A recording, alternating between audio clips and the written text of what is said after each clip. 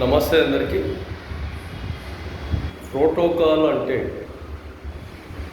రాజకీయంలో కానీ, అధికారంలో కానీ, ఉద్యోగ రంగంలో కానీ, విద్యారంగంలో కానీ, ఎక్కడైనా కానీ ఒక ప్రోటోకాల్ అనే విధానాన్ని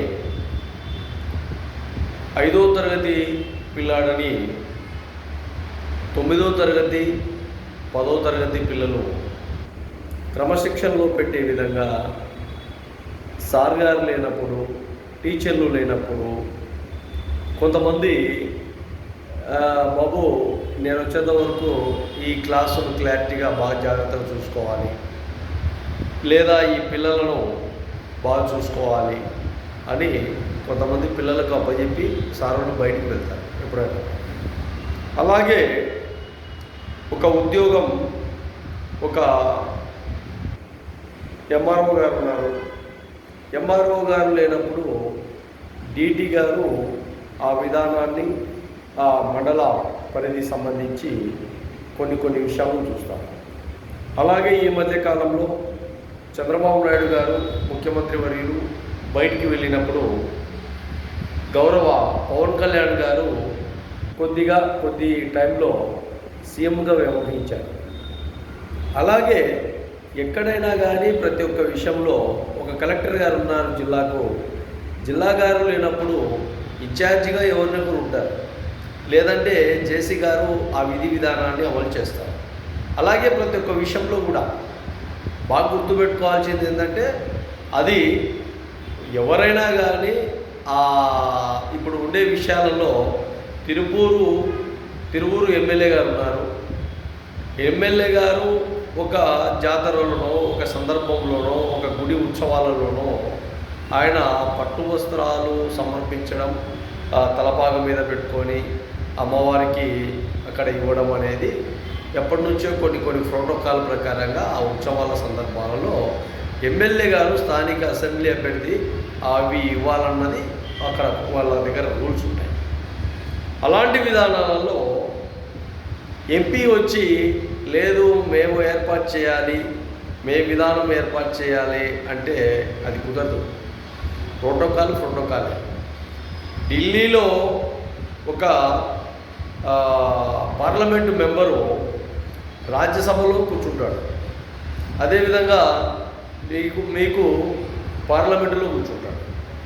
రాజ్యసభలో కూర్చుంటే ఎంపీలు మనం ఎన్నుకోబడిన ఎంపీలు, అదే పార్లమెంటులో ఎన్నుకోబడిన ఎంపీలు ప్రజల చేత ఎన్నుకోబడిన ఎంపీలు. ప్రజల చేత ఎన్నుకోబడిన ఎంపీలకు ఒక విధమైన బలం ఉంటుంది. అదే నాయకులతో, పార్టీలతో ఎన్నుకోబడిన ఎంపీలకు ఒక విధమైన బలం ఉంటుంది. బాగా గుర్తుపెట్టుకోండి. ఈ విధమైన బలము ఎక్కడైనా కానీ సమైక్యంగా ఒక సిద్ధాంతాలను అమలు చేసేటప్పుడు ఈ బలం అవసరం. కానీ ప్రోటోకాల్ విషయంలోకి వస్తే పార్లమెంటు మెంబరే, రాజ్యసభ మెంబరే, అదేవిధంగా అసెంబ్లీ మెంబరే.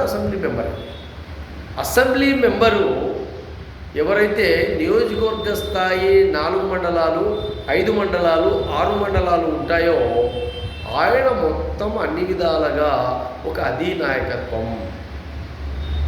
ఆయన తర్వాత ఎవరినైనా గెస్టుగా పిలిచినప్పుడో ఇంకొకటో వాళ్ళ దగ్గర సంధిగా కరెక్ట్గా ఉంది, బాగా మంచి సర్కిల్ ఉంది, మంచి అభిప్రాయాలతో ఉంది అంటే అక్కడ వేరే విధంగా ఆప్యాయతలు, అనుబంధాలు, ఆహ్వానాలు ఉంటాయి. అంతేగాని అక్కడ ఎక్కువ బిల్డప్ ఇచ్చేదో, లేదంటే ఈ అసెంబ్లీ నాయకత్వాన్ని తగ్గించేదో చేయకూడదు. బాగా గుర్తుపెట్టుకోండి.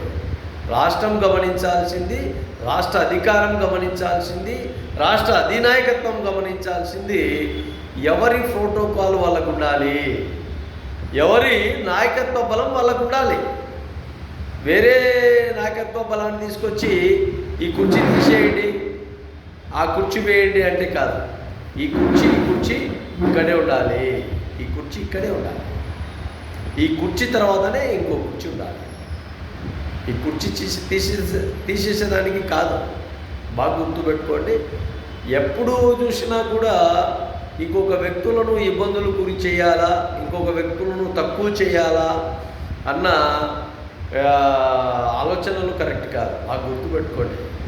ప్రాయం తగ్గేటప్పుడు, ఆలోచనలు వచ్చేటప్పుడు, రాజకీయ అనుభవం పెరిగేటప్పుడు ఎంత లౌకిక విధానాలు ఉండాలా ఆ నాయకత్వాలకు, తక్కువ చేయకూడదు.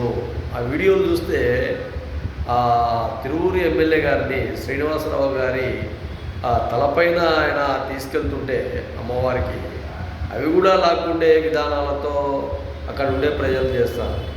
ప్రజల మీరు లేదంటే ఎందుకు దేవాలయంలోకి వచ్చిన తర్వాత కూడా దౌర్జన్యానికి ఆ విధంగా ఈ విధంగా తీస్తానంటే అది కరెక్ట్ కాదు. బాగా గుర్తుపెట్టుకోండి. ఎప్పటికీ మనమే నెగ్గుతాము, మనమే వేరే వాళ్ళని ఇబ్బందులు గురి చేస్తామంటే ప్రత్యక్షమో పరోక్షమో రెండు ఉంటాయి. ఈరోజు పరోక్షమో నువ్వు ప్రత్యక్షమో, కానీ ఏదో ఒక టైంలో ఏదో ఒక సందర్భంలో పూర్తిగా ఇబ్బందులు గురయ్యే ప్రమాదంలోనే ప్రకృతి వెంటాడుతుంది.